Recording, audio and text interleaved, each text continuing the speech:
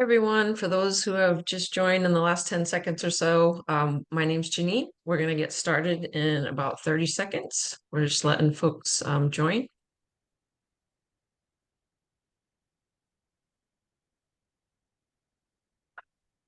Okay, we're going to go ahead and get started. So welcome everyone to today's presentation. Thank you for joining. My name's Janine Sawyer. I live in Ashaway, Rhode Island, so about 20 minutes south of URI. I have a freshman that goes to URI, Jack. He's undeclared right now. I'm just hoping he makes it through his freshman year. He absolutely loves it. I am also a URI alum, class of 95. So I'm thrilled to be serving on the Parents Council and have this opportunity. We're happy, speaking of the Parents Council, we're happy to bring programming like today's session to all of you and look forward to future topics for you to engage in. And just a few notes before we start to let everyone know that the presentation today is being recorded and the link's going to be available afterwards on the URI Alumni YouTube channel. And please just remember to mute yourself to avoid feedback for our presenters. And if you have questions as the session progresses, you can enter them in the Q&A section and we'll get to them after the presentation. Thank you.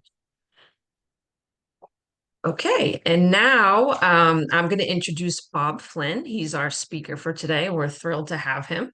Bob Flynn comes to the University of Rhode Island following 28 years of naval service, where he was a naval flight officer in carrier-based aircraft and retired as a commander. Thank you for your service, Bob. He graduated from the U.S. Naval Academy in 1992 with a degree in English and holds master's degrees from Troy University and the U.S. Naval War College. He's deployed in support of Operations Iraqi Freedom, Southern Watch, and Decisive Endeavor on 3 different aircraft carriers, as well as a ground tour in Basra, Iraq, supporting the U.S. Army's counter-IED efforts.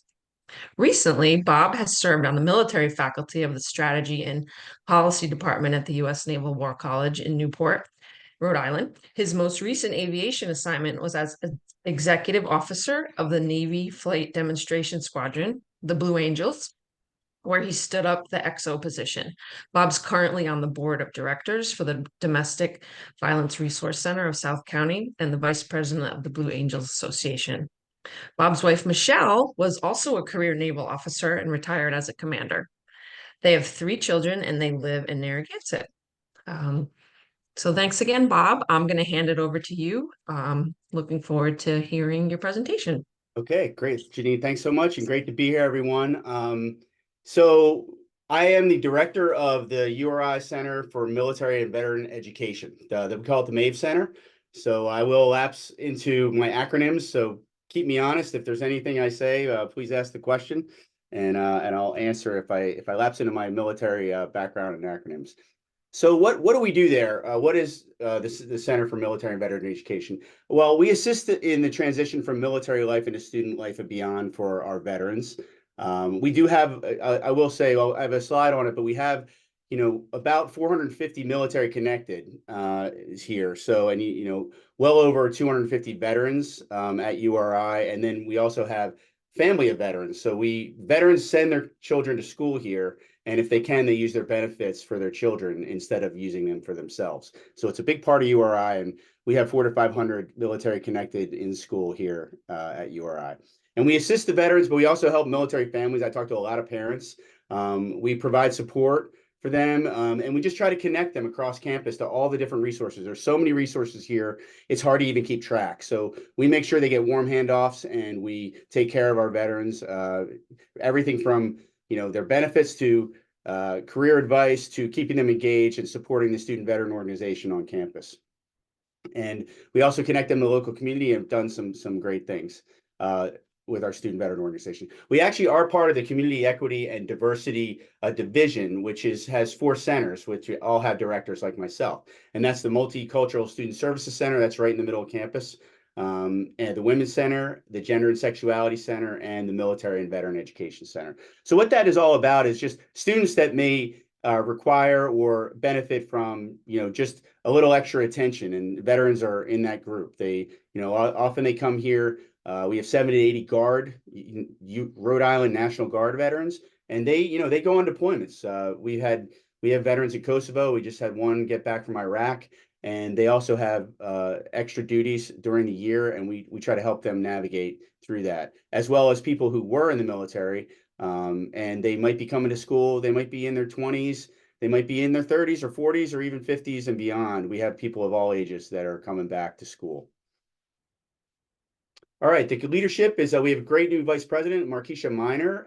So she just arrived in January from Cornell. She's a lawyer, and she's just a great person, and we're excited to have her. Michelle Font's another stalwart URI professional and alum, and she's the assistant vice president for community equity diversity, and Eileen Orbone, who is does everything for us as our EA. So 1.5 years ago, the president doubled down on his commitment to veterans. Yeah, and here's President Parlange with a host of folks, including Colonel Petrell on the left, Michelle Fonts, Tracy Santos.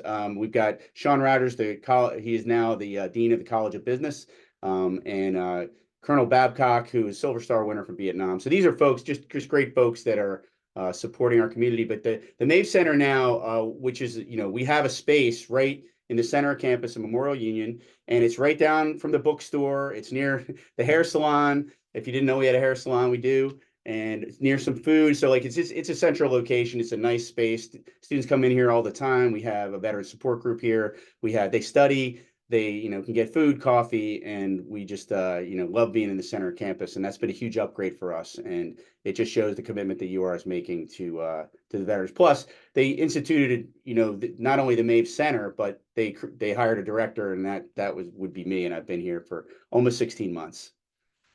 So this is who I am. I was 28 years in the Navy. My wife was in the Navy. Two of our kids are going in the Navy. I don't know. That's just how it happens, the family business.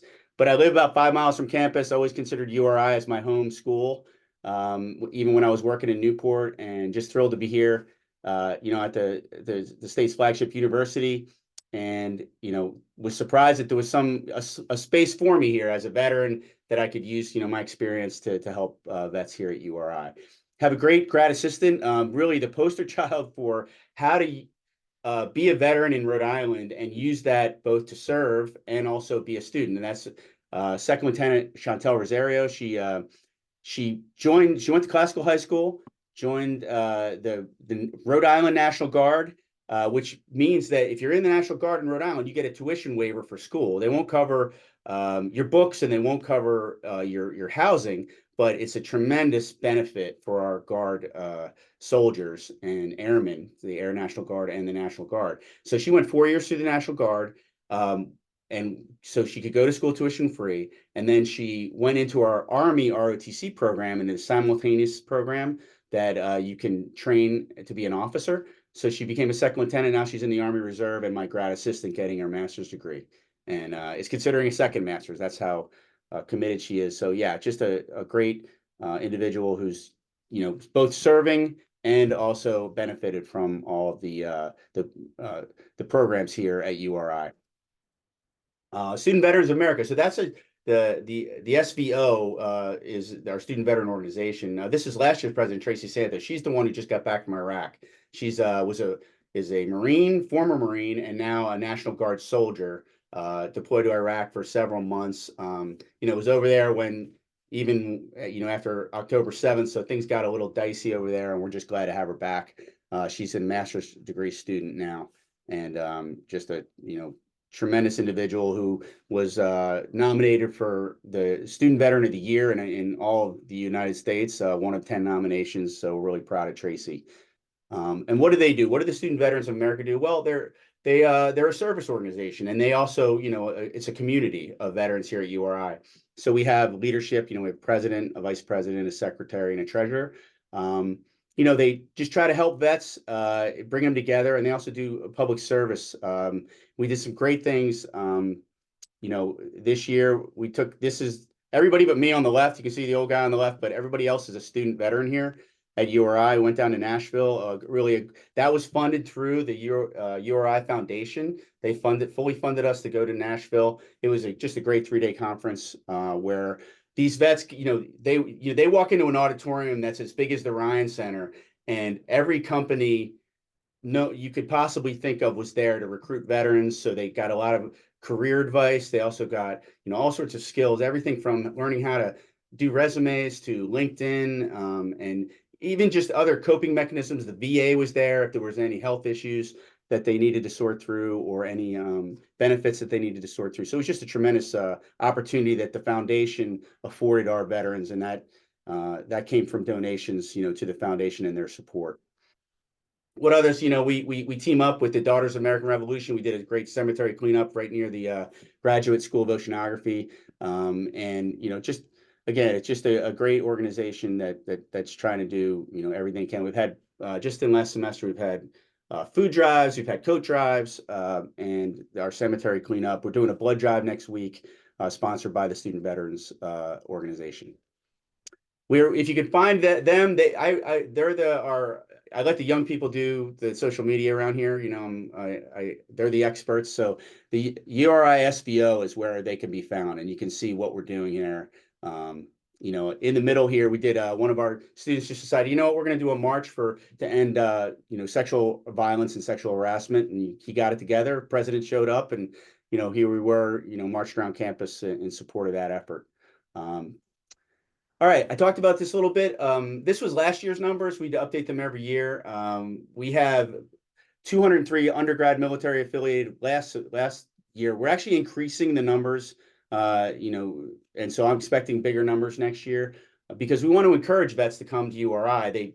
They'll benefit from great education and this community, but also we benefit from having them here and their experiences, and they add a lot to our community. So 203 military affiliated, as undergrads, but look at that, 150 veterans chose to send their kids here, and they're on benefits, and that's a really, really great way to support veterans, is to use their benefits to send their children to school.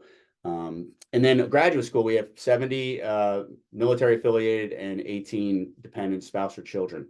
So again, typically 70 to 80 Rhode Island National Guard. Love to have our guard soldiers, and it's a great way to get to college. And then we have a great Army ROTC unit with about 60 total cadets. Most of them are from URI, and then we also have folks from Roger Williams and Salve Regina. Those students come here to train because we are the Army ROTC program in the area. Air Force is different. We have an Air Force ROTC at University of Connecticut, where we have, I'll give you an example. 2 students came in the other day. They were both mechanical engineering majors, excellent students. They needed some help coordinating with their professor because they were going to miss some classes due to their training. Professor was great about it. And they can go down every Thursday to drill at the University of Connecticut. So we'd like to increase that number because we think URI is such a great place. We have such great programs that dovetail so well with the military and the Air Force, like engineering and so forth, that we think we can increase the number of Air Force ROTC cadets on campus. So those the connected resources we have here at URI. We got the MAVE centers that the most important. We're at the center of all this, but we also have many other resources. We have an excellent team at Enrollment Services. We have someone who full-time, they're the VA certifying official. So hundreds of thousands, even millions of dollars of benefits are flowing through that person directly to our students. And they do such an amazing job with that. That's, once a student gets, understands the process, often like we'll hear from them and they'll be a little worried about it, or the parents will be, and we get them rolling, and then they're happy. They know we make it easy, and the people in Enrollment Service are just excellent at providing that service. Admissions, we have, I work with admissions all the time for our veterans and anybody who is, has a special circumstance. It might be someone come back to school after either a long layoff from college or a long layoff from high school, and we have people in Enrollment Service specifically trained and identified to help those particular folks out. Academic advising as well. They, presented in front of those folks. I talk to academic advisors all the time, get warm handoffs if students are having trouble. Again, Student Affairs got a great relationship. They're right above us here in the Memorial Union. So we work with them. Mental health counseling. We've got great support from, we have a Dr. Lisa Wyant. She offered to do a veteran support group on Thursdays.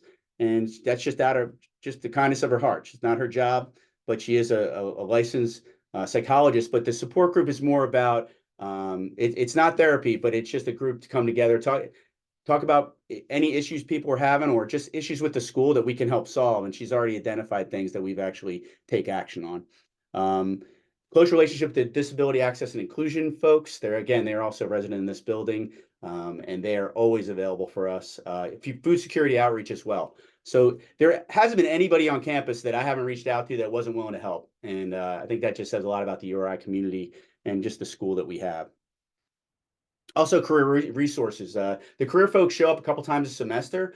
We encourage, we work on resumes, work on LinkedIn, work on individual counseling. We also, for our veterans, we have special, times where they can come in and talk to us. We also have special events. Last year, we did a big symposium for the sea services, sea service industries. And so the sea services are, the United States Coast Guard, the National Oceanic and Atmospheric Administration, the Marine Corps, the Navy. And then the reason why we did that is because we have so many like technical and maritime programs and then maritime industries in Rhode Island that we got them all together. We had industry, URI programs, and the services, and they got together. We had 35 tables out on the quad, and we're going to do it again next year. And that's just an opportunity. I was just hearing from one of the companies, they hired two of our graduates, an engineering company locally, hired two of our graduates, and they have two internships this year. And just an amazing, I think, event that we're going to just try to do every year and expand on as we go. There's also multiple job fairs for the entire school, and we always want our vets to take advantage of those as well. And people reach out, so we're working on incorporating all of these offers we have, from whether it's General Dynamics, Citizens Bank, Fidelity, the Naval Undersea Warfare Center. It goes on, and just they're looking for URI grads, and if sometimes they're looking for URI grads that are veterans. So we try to create those relationships and accommodate. All right, there's another thing, helping veterans. We've just in the last year with the foundation has just been hugely supportive, and I think over $35,000 came in this year, and I've only been here 16 months, and the foundation saw that we could use the money, and so they're mobilizing in support of that. So just this month we just dispersed $25,000. It's going out as we speak. This support is going to 30 veterans. Last semester we supported 4 veterans with over about $4,000 or $5,000, and then we have 18,000 more.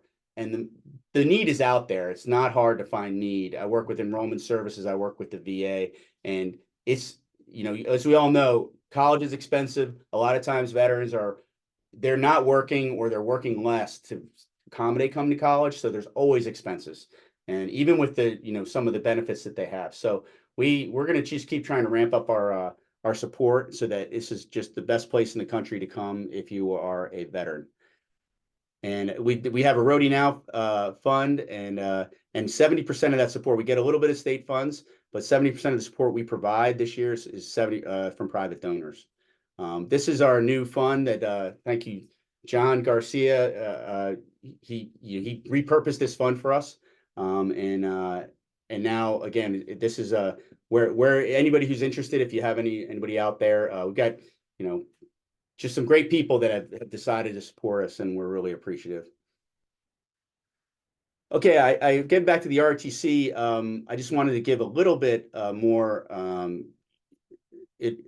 little bit more information about that. So we have a great, like the ROTC, we work with them closely, but they have their own organization, and there's Lieutenant Colonel Pat Granai on the right of your screen.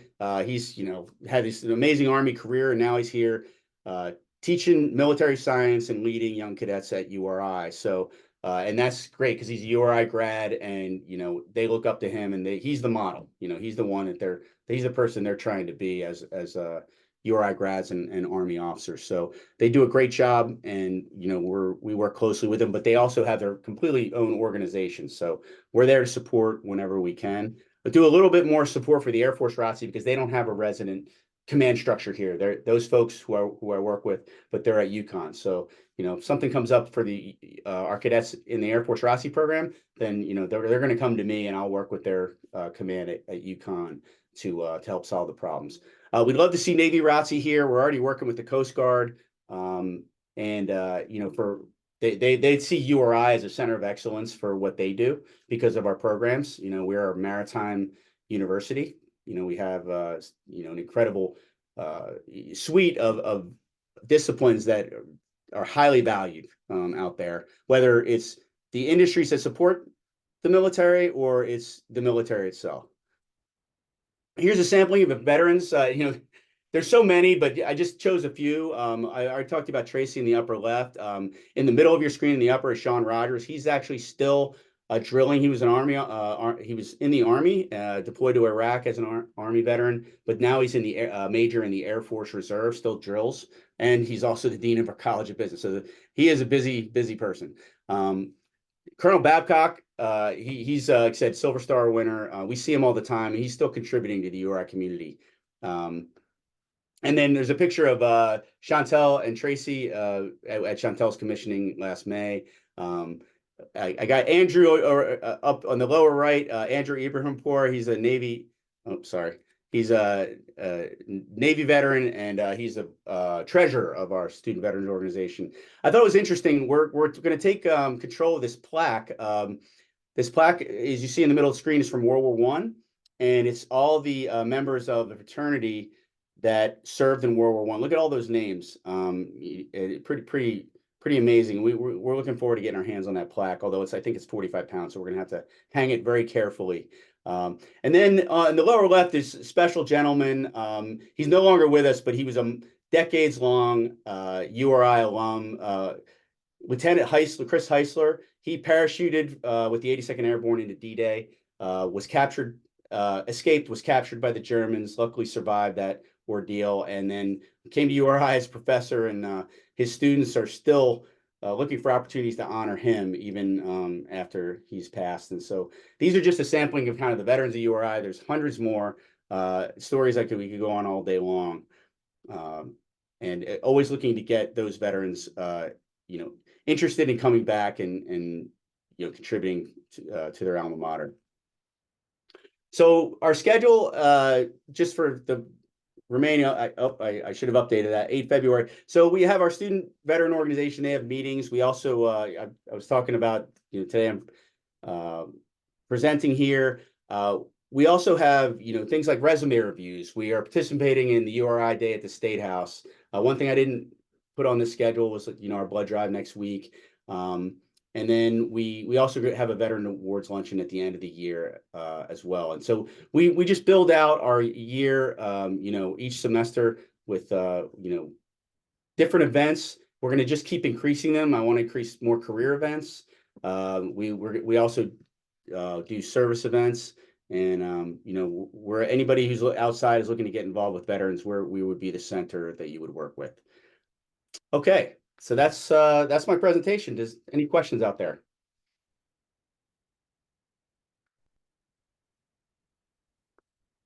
Awesome. Thank you, Bob. I actually have a question, if you wouldn't mind. So I am a civilian, non-military. And so how can folks like myself help support your work? Well, I think the biggest thing might be Roadie Now. The two things I would say right off my head would be, Roadie Now if you want to do financial support, because that allows us to do things. They're trying to rectify it, but the military center, because we're so new, we have the smallest budget of all the centers. They are, believe me, Michelle Fonts is touched every time I see her. She tells me we're going to fix your budget. So it's not out of neglect. It's just we're new. So there's that, but also just, if you're looking at our events, those types of things. I mean, coming out and seeing the Sea Services Symposium, or as we have, we're going to do a Veterans Day observance, in November. Those types of things, to support us. Yeah, or if you have anything, again, if you have any special event or skill that you want to promote, by all means, we would be your conduit to doing that at URI. But yeah, it's, the events, we're just going to keep increasing our number of events, and we appreciate any engagement, just wonderful from the community. Great. Thank you. Do we have any other questions for Bob? Don't be shy. I'll keep going. Yep, that's fine. Oh, looks like we have one. Shane, do you want to type in your question, or would you like to,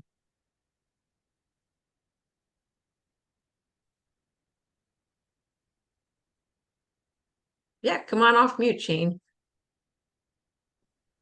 Hi, can you hear me now? Yes. Yes, you're not Shane. Great, sorry. I know a lot of people expect me to be a guy. Yes, with my name Shane. But my daughter is actually a new student. She just joined this spring semester. She just left, she was in boot camp and finished her training in Mississippi with the Navy. So she's in the Navy Reserve and she's a new student at URI. So joining midway through the year, I know it's been a little bit of a challenge. She's a go-getter, and with the military background, I have no fear that she's going to be successful, and she's acclimating well. But I'm happy to hear about this program that you have. And excuse me, I was really interested in hearing a little bit about the Thursday nights, and if I were to share with her, where would she meet? Or, I just really want her to get to know some people, I think, with the military background, because I think that's been a challenge for her. She's very mature. She's very disciplined. She's, coming from that background and then assimilating to college. It's kind of two different worlds combining. So I love this program. I'm happy to hear all about it. So thank you, Bob, for being part of this, and for Janine for also supporting this and being part of this. Very helpful. Yeah, if she wants to, just think about coming in, and, she doesn't have to do anything specific, but come in, say hello, or maybe just ask about the Student Veteran Organization. We'd love to have her. Okay. Yeah, and it's really one of those things where, we have some real go-getters, and they're the core of it. So there's always room for people to be there, contribute, those types of things. Great. And always can come in and see me. We're 113 Memorial Union, right across from the bank. Okay, wonderful. Yay, that's great. A nice connection. Yeah. Super. I see something from Dr. Cheryl Foster. Great to see you here, Cheryl. If it's assuming it's Dr. Foster from URI, right? But who does amazing work across the veteran landscape, including the Providence Clementine Initiative, which, if you ever look up, it's a place where veterans can actually get credit, but they do a humanities-based course, and it's about just kind of reconnecting, reassimilating from one world and going into another. And they use just an amazing array of studies, including art, literature, and all sorts of things. So the Providence Clementine Initiative. Cheryl, you can come up and talk about that if you want. Thank you, Bob. I was just actually going to paste the URL in the chat, Please do. as opposed to in the question and answer thing. Thank you. This is wonderful. As much as I think I know about what's happening over there at Maeve, it's wonderful to see how it's blossoming even more. And the trip that recently was taken, I was following on social media, and it's great to see our student veterans feeling so empowered and supported, both on campus and off. Yeah, well, the question I had was primarily about, for those of us who are in the classroom with students, how can we elicit information about a student's veteran status from them in a way that doesn't violate their privacy? And the reason I ask is that I like to know when I have veterans in my classes, so that I can be inclusive in the way I teach and integrate military facing considerations in the way I interpret material, or in the way we look at certain theories, right? Like I teach political philosophy, and the question of war and service and national territory, these things come up all the time. And having someone that has boots on the ground experience in the military is, whether it's, in National Guard, ROTC, coming after a period of professional service, is always super useful for everybody else.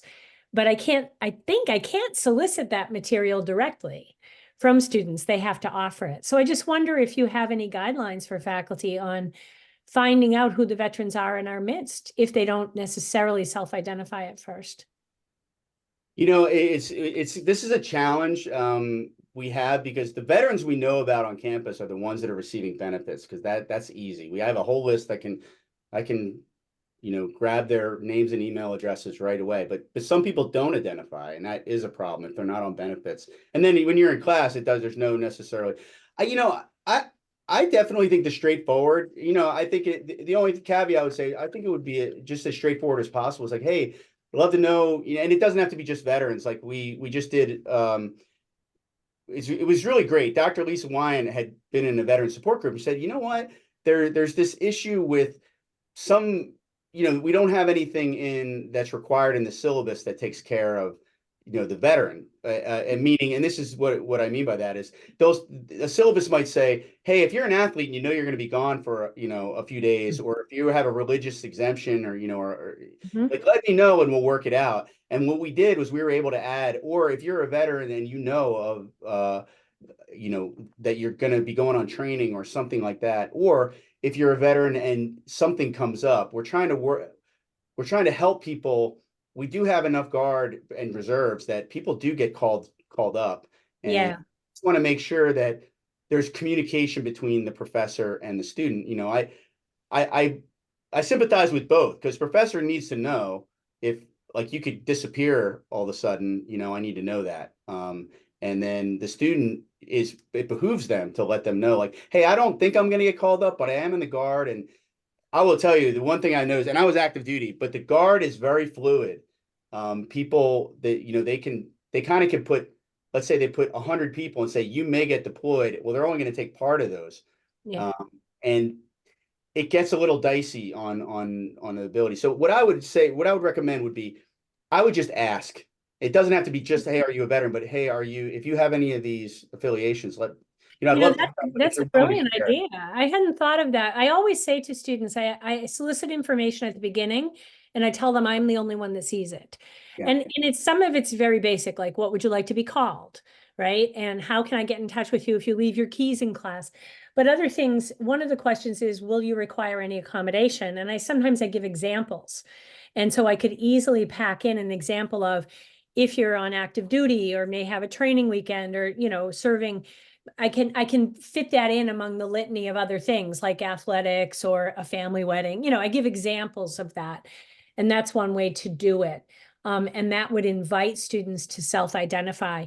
But my bigger reason for doing it isn't even practical. It's for inclusive teaching. I have heard from some of my students who are military or veterans of the military, that sometimes they hesitate to self-identify for fear of, assumptions about what that means, right? Like, for better or worse. Sometimes in certain classrooms, a student may feel that choosing to serve in the military would not be welcome, right? Politically or ideologically. And I want to counter that by making sure that those students feel comfortable and included in the classroom, and that's not something that they have to keep off the table in discussions if they choose. But I love that solution of Lisa's, putting it in the syllabus, and also just that's a way to get that information without violating FERPA, which was my big concern. And final thing is, I did put the link to our group, and thank you, Bob, for the kind words. The Providence Clemente Veterans Initiative is an award-winning free set of courses in the humanities. Students can get up to 6 credits college credit. But these are also courses available to anybody who's military affiliated at any point in their development. And primarily it's providing a venue through which people can process the experience of military identity, and in cases of relevance, going to war or being in active service, and homecoming or post-enlistment. And we look from the Peloponnesian War all the way up to the conflicts of the present through art history, philosophy, creative writing, and English literature. So all are welcome, and reach out to us if you want more information. But thanks for everything today. This was great.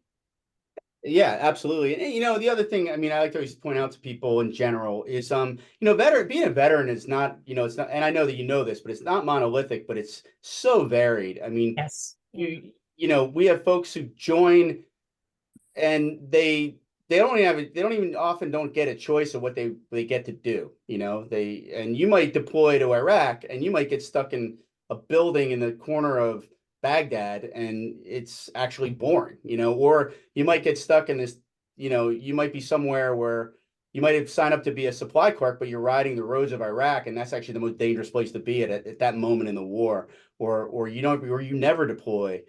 So I think the big thing with veterans is like would be you don't know what they've done, and so kind of keep it. You can keep it generic. Like when I talk to vets, I just say, hey, well, you know, what service you're in, where are you stationed? You know, and that's just like, you know, I just like go, hey, yeah, well, you know, we West Coast, East Coast. Oh, I was a Japan guy. You know, okay, but that's another reason why some might not choose to identify. Like, oh, I went in and you know nothing really happened.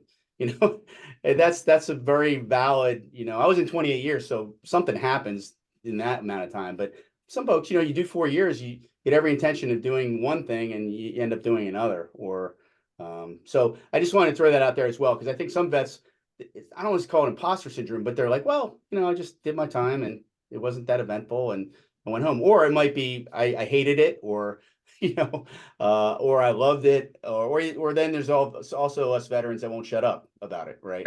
So you know, so anyway, but it's a varied experience. So you know, I just try to keep it sort of treetop level. So thank you. That was great information.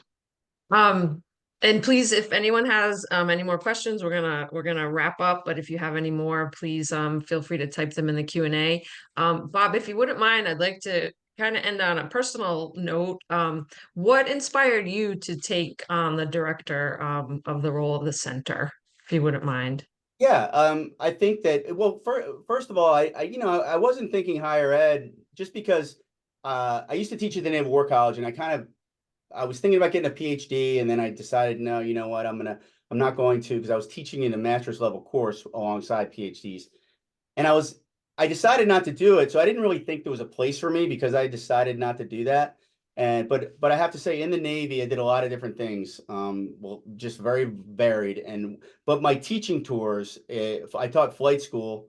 You know, tactical jet navigators, like Goose and Top Gun. That's the person I would teach. So Okay, I got it. Thank yeah, you. see that you got to say, like I would teach Goose. Like how do you be a good weapon system operator? So that was I love doing that. And then I taught at the Naval War College, and it was this amazing course. And I just realized this is something I'm passionate about. And then when I had a chance to be part of higher ed, when I saw this job open up, that's why and you know, URI, I mean, what's great about Rhode Island is like, it's a small state and this is a pretty big university. It's a center of Rhode Island. So I was like, oh, of course, you know, and I was just lucky it worked out and glad to be here.